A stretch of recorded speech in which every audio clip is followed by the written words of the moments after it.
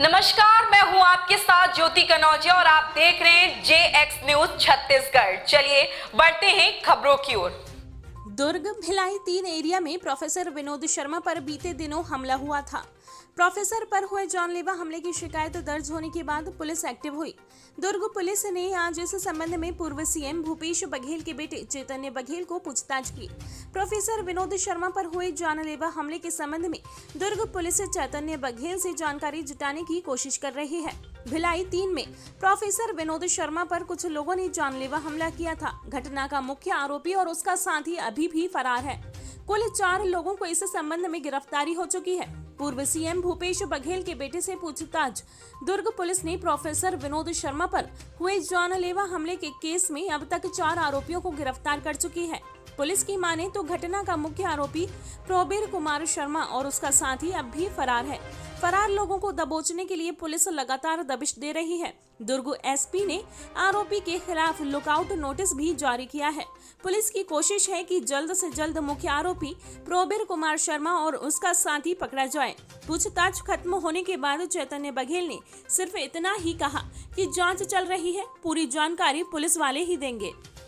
लंबी पूछताछ हुई है। पूछताछ में किन बातों को उनसे पूछा गया और क्या कुछ मामला था पहले? थाना पुरानी भिलाई में अपराध पंजीबद्ध हुआ था 278/24, जिसमें हत्या का प्रयास और आपराधिक षड्यंत्र के भी धाराएं उसमें जुड़ी हुई हैं, जिसके संबंध में फरार आरोपियों की पूछताछ और उनके फरारी में भूमिका, इन सब बातों को लेकर के, इन तथ्यों को लेकर के आज नोटिस के माध्यम से चैतन्य बघेल को यहाँ थाना पुरानी भिलाई बुलाया गया था और उनसे पूछताछ की गई थी। पूछताछ में क्या बोला गया? देखिए, पूछताछ में हमारा मुख्य उद्देश्य यही था कि चूँकि जो फरार आरोपी हैं, फरार तीनों प्रमुख आरोपी हैं, वो इनका जो संबंध है काफ़ी क्लोज संबंध रहा है। तो उसी आधार पर हम उनके अभी वर्तमान लोकेशन, यदि उनके पास जानकारी हो और यदि अभी जानकारी अगर है तो उनके फरारी में चैतन्य बघेल की भूमिका हो सकती है, उस संबंध में हम लोगों ने उनसे पूछताछ की है। संतोषजनक जवाब आप लोगों को मिला या नहीं मिला? देखिए, जवाब जो है उन्होंने अपने दिनचर्या और तत्समय जो दिनचर्या है घटनाक्रम के समय का, उस हिसाब से उन्होंने अपना जवाब दिया है। पर हम अभी टेक्निकल एविडेंसेस को उसके साथ मैच करेंगे, उसके बाद ही हम इसमें आखिरी निष्कर्ष पर पहुंचेंगे। डिप्टी बघेल को भी आप लोगों ने बुलाया था पूछताछ के लिए, उनसे क्या कुछ बात? नहीं, डिप्टी बघेल जी को हम नोटिस दिए थे कि उनसे पूछताछ की जानी है इस घटनाक्रम के संबंध में। तो हमने उन्हें बोला था कि जो उनके पसंद का सुगम स्थान है वहाँ पर उनसे बयान लिया जाएगा। तो उन्होंने ये सहमति दी थी कि घर आकर ही उनसे बयान लिया जाए। तो इस प्रक्रिया में हमने एक महिला अधिकारी को यहाँ बुलाया था कल के डेट में, और वहाँ उनके साथ में जाकर के हम लोगों ने डिप्टी बघेल जी को बयान लिया था। सर, आप कुल 9 आरोपियों की बात कर रहे हैं। 5 आरोपियों की गिरफ्तारी हो चुकी है, 3 आरोपी फरार हैं, तो इस तरीके से 8 आरोपी हो चुके हैं। तो एक और किस आरोपी की बात हो रही है? देखिए, जो रिवर्स से आए थे, जिनको सो कॉल्ड अभी हम सुपारी किलिंग के लिए बुलाया गया ऐसा बता रहे हैं, उन आरोपियों में से जिनकी संख्या टोटल 6 थी, उनमें से 5 आरोपियों की गिरफ्तारी हुई है। उनमें से भी एक आरोपी जो है वो एब्सकॉन्डिंग है, वो फरार है, प्लस ये 3 आरोपी जो षड्यंत्र में शामिल हैं वो फरार हैं। इसलिए कुल मिलाकर के 4 आरोपी होते हैं जो फरार हैं। पुलिस कब तक इस केस को क्लोज कर लेगी? देखिए, ये अभी विवेचना चल रही है। सारे चीज़ों में हम लगातार काम कर रहे हैं।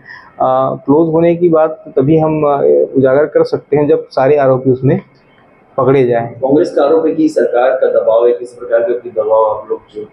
नहीं, देखिए, आम केस की तरह ही ये केस जो है उसको लिया जा रहा है। इसमें किसी प्रकार की संलिप्तता नहीं है।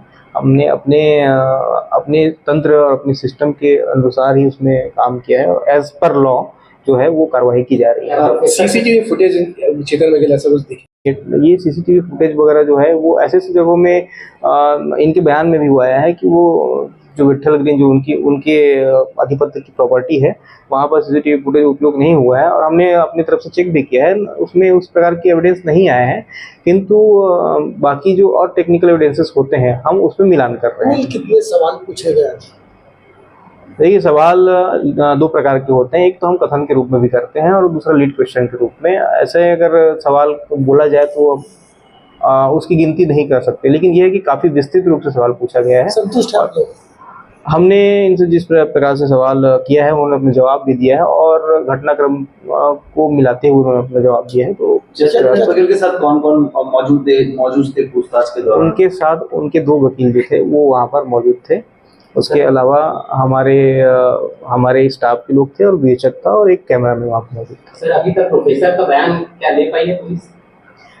प्रोफेसर का भी बयान हो गया है इस मामले में। उनका हम लोगों ने जहाँ वो इलाजरत हैं वहाँ जाकर उनको बयान भी ले लिया। उन्होंने क्या कहा, क्या कुछ बताया, किसने मारा, क्या? देखिए, ये अभी हम इसमें उजागर नहीं कर सकते क्योंकि मामला जो है वो अभी इन्वेस्टिगेशन में चल रहा है। कैसी उनकी हालत आखिर से?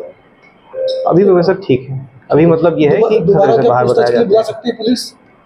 प्रोफेसर को अभी प्रोफेसर का तो खैर बयान कंप्लीट हो गया है। रही सवाल दीप्ति बघेल या चेतन बघेल की दोबारा पूछताछ कर रही थी। तो जैसे ही इन्वेस्टिगेशन आगे बढ़ेगा कुछ और चीज़ें आती है और उनकी आवश्यकता पड़ेगी, तो चूंकि उन्होंने अपने नोटिस में स्वीकारा है कि जांच में सहयोग करेंगे, तो बिल्कुल बुलाया जा सकता है और वो सहयोग भी करेंगे।